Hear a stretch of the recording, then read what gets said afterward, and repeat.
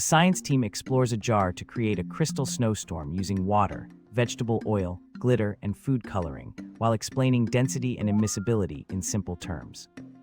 They pour colored water into a jar filled with oil and drop in glitter, watching the glitter drift and settle as tiny snowflakes in a peaceful, slow swirl. The narrator notes that oil and water don't mix, so the colors stay separate while glitter moves between layers, illustrating diffusion and density differences. Safety tips remind viewers to wear goggles, gloves, and adult supervision, especially with spills and lids.